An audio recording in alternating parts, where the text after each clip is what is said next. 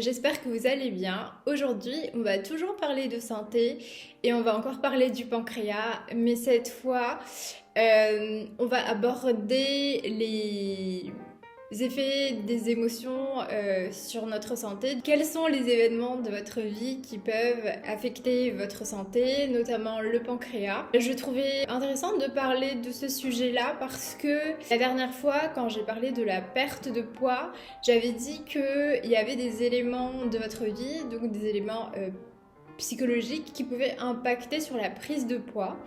Et je m'étais demandé quels pourraient être les événements de la vie qui pourraient impacter le pancréas. Et c'est pourquoi on va en parler aujourd'hui. Cette vidéo m'a été inspirée par le livre, donc le dictionnaire des malaises et des maladies de Jacques Martel. Je ne suis pas professionnelle de santé, donc si vous êtes malade, consultez votre médecin. Ce que je dis dans cette vidéo est particulièrement informative et voilà. Donc j'espère qu'elle va vous aider quand même. Mon objectif ici, c'est vraiment de vous aider à retrouver confiance en vous, à savoir un peu par rapport à votre situation actuelle, par rapport aux événements que vous traversez, les événements de votre vie actuellement. Qu'est-ce qui pourrait faire que votre santé en soit impactée? Et le plus important, bien évidemment, c'est toujours de trouver un certain équilibre dans tout. Et voilà, donc ça ne remplace aucun médicament, aucun soin, c'est vraiment à titre informatif. Voilà, j'avais déjà fait une vidéo qui traitait de la correspondance des chakras aux couleurs et de la correspondance de chaque chakra sur nos humeurs, nos émotions et sur les plats qu'il faut qu'on mange. En fonction de ce dont on a besoin. Le pancréas correspond au chakra, au troisième chakra, donc c'est le chakra du plexus solaire, le chakra jaune, qui symbolise la liberté, le pouvoir, l'ego, la maîtrise de soi et aussi votre définition du moi. Donc vous, qui êtes-vous? Le pancréas représente votre capacité à exprimer et à intégrer les émotions comme l'amour ou la colère ou d'autres types d'émotions. Le pancréas est le siège de l'ego.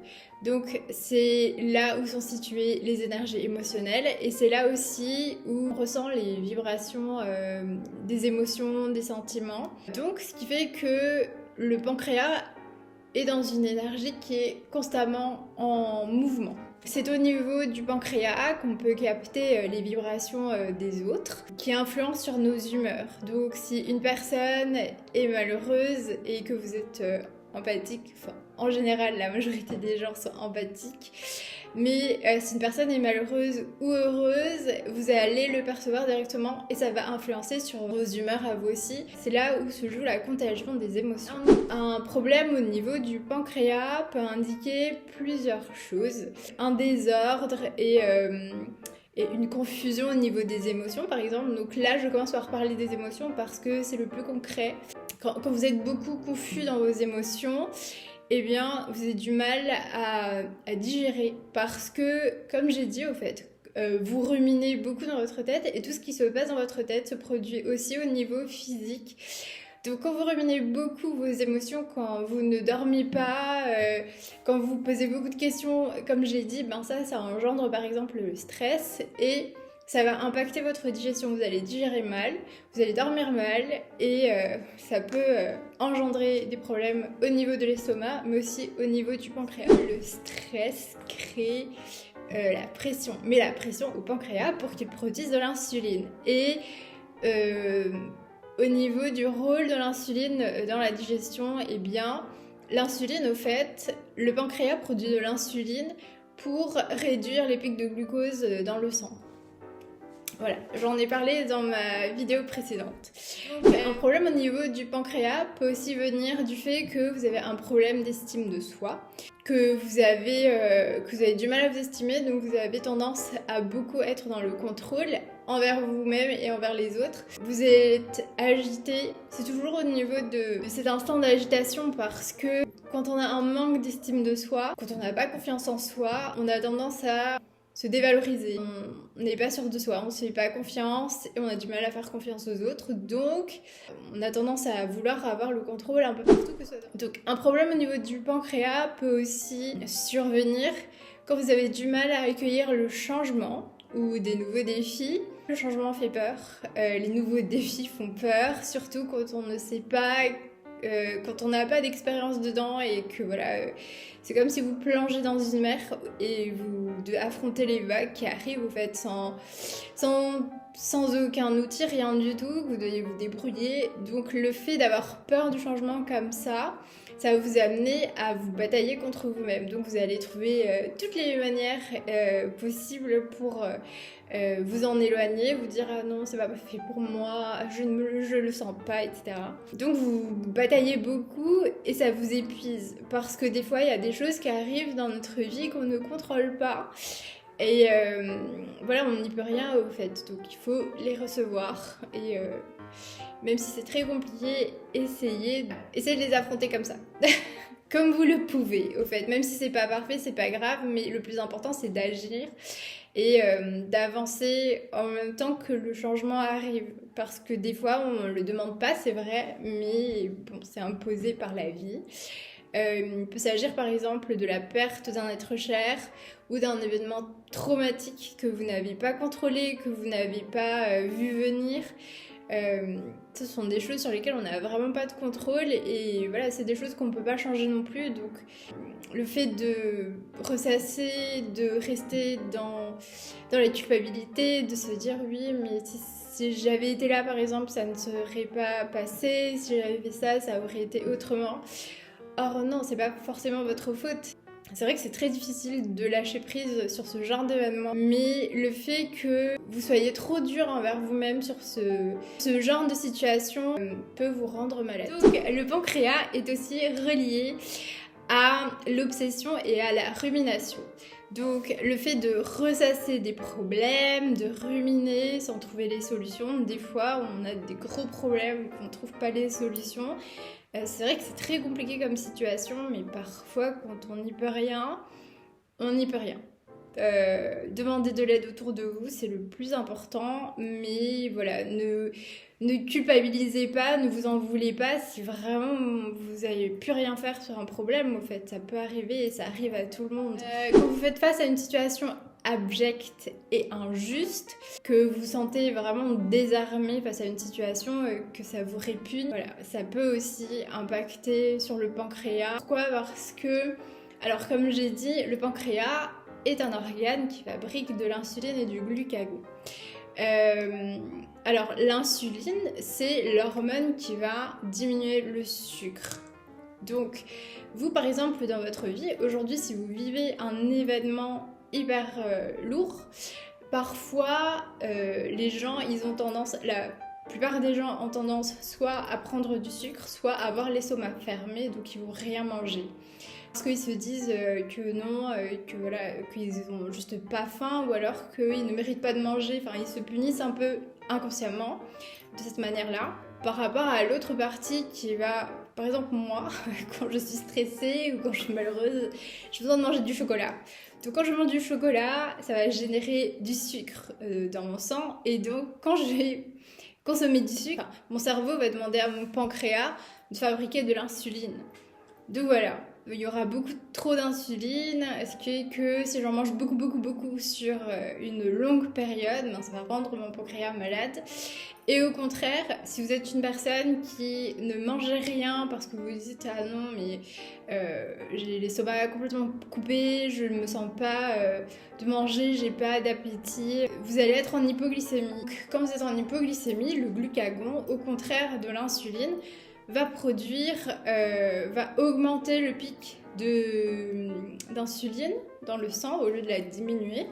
Et c'est ça qui va faire en sorte que vous allez tenir quand même. Est-ce que vous vous considérez légitime de recevoir des cadeaux de la vie ? Donc les cadeaux de la vie, ça peut être l'amour, l'affection, les cadeaux simples en fait, les cadeaux comme des fleurs et tout ça. Comment est-ce que vous percevez les cadeaux? Est-ce que vous avez du mal à les accepter ou est-ce que vous les recevez bien? Le fait de recevoir les douceurs de la vie, donc les douceurs, on peut les symboliser par le sucre aussi. Les personnes qui ont des problèmes avec du sucre par exemple, peuvent avoir l'effet hypoglycémie ou hyperglycémie puis diabète au fait. Donc voilà, il y a un lien. Si vous avez du mal à définir votre identité, à accepter votre nom, à trouver votre place, que ce soit au travail, dans votre famille, dans la vie en général, est-ce que vous avez tendance à vous critiquer beaucoup et à dire et à être dur envers vous-même, à vous dire ah non mais j'étais bête là-bas? Non en fait. Toujours valorisez-vous, ne vous dévalorisez jamais. Au niveau du nom, par exemple, au niveau du prénom, est-ce que vous portez bien votre prénom? Est-ce que vous êtes fier de votre prénom et de votre nom? Soyez fiers de porter votre prénom parce que c'est votre identité et votre nom de famille aussi parce que ça fait... c'est votre appartenance à un clan. Ça symbolise votre appartenance à votre famille.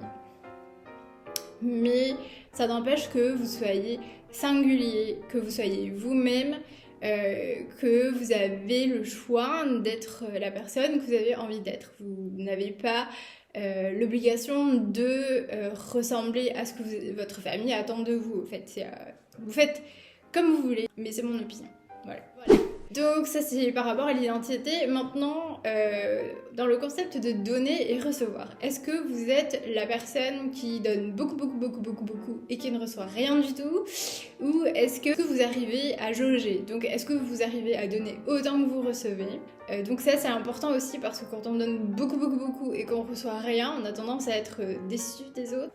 Donnez autant que vous recevez ou alors ne donnez rien quand vous ne recevez rien. C'est tout. Mais vraiment... Quand la personne en face ne vous demande rien, rien ne vous oblige à lui donner tout ce que vous avez au fait. Vous n'êtes pas obligé. Et moi, avant, je donnais beaucoup aux autres parce que je voulais qu'on m'aime, je voulais qu'on me voie, je voulais pas qu'on me laisse tomber. Donc je donnais beaucoup parce que dans ma tête, je me disais que si je donnais beaucoup d'amour, si je donnais beaucoup de ma présence, de mon affection, etc., genre à mes amis, à mon copain, à ma famille, qu'il m'aimerait et qu'il ne me quitterait pas, mais non, ça marche pas comme ça. Il faut que vous donnez ce que vous avez à vous d'abord, pas aux autres. Alors, la leçon à tirer de cette vidéo, c'est qu'il faut toujours savoir accueillir vos émotions. Il n'y a pas d'émotions positives ni négatives, donc ça aussi je l'ai appris bien plus tard. Toutes les émotions sont égales, même les émotions les plus dures, et il faut savoir...